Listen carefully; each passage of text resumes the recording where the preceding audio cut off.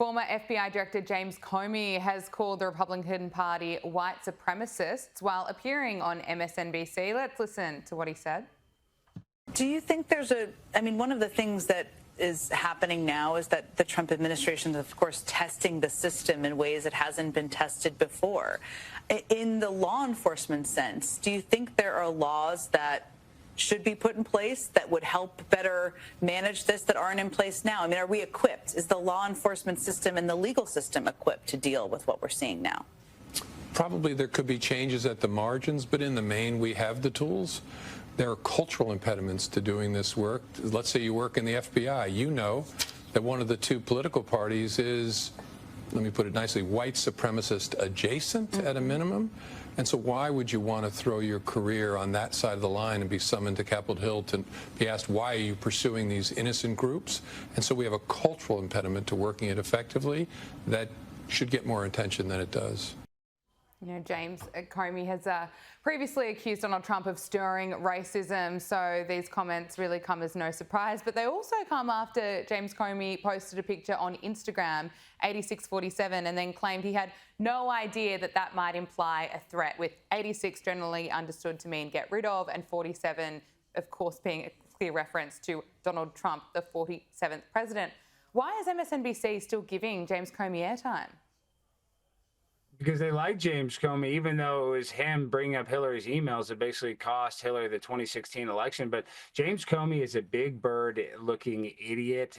The guy has about 2 brain cells, considering that he was in charge of the FBI, but he's going to go around and say that he doesn't know what 8647 would even mean. That's ridiculous. He knows 87 would mean kick somebody out or take somebody out or even kill somebody if we're talking about it in, a more serious term. And he knows what 47 means with the president. So he's playing dumb. He's an idiot. He's got a book that nobody wants to buy or read.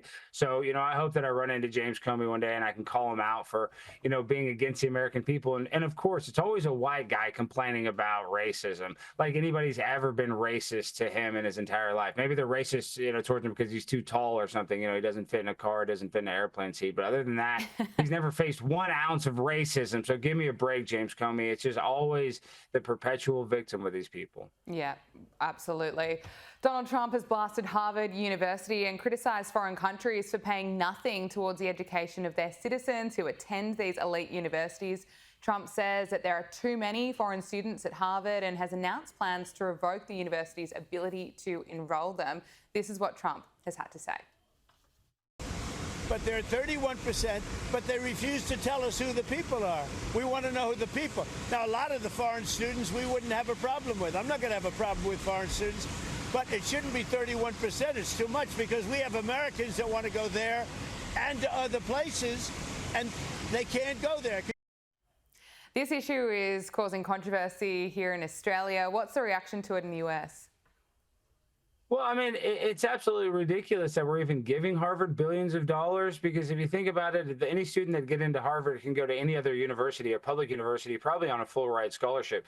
But somehow we're giving them billions of dollars. And Donald Trump on True Social said that he wants to reallocate those funds for trade schools. And I think that'd be great, because I'm in Texas and it's starting to get hot and my AC's acting up and we can barely get an HVAC guy to come out here and fix it. So we need more HVAC people and less Harvard snobs. So, I love it. I can't believe that we subsidize so much for Harvard. You would just think that they could be able to afford their own students, considering their endowment, I believe, is $50 billion.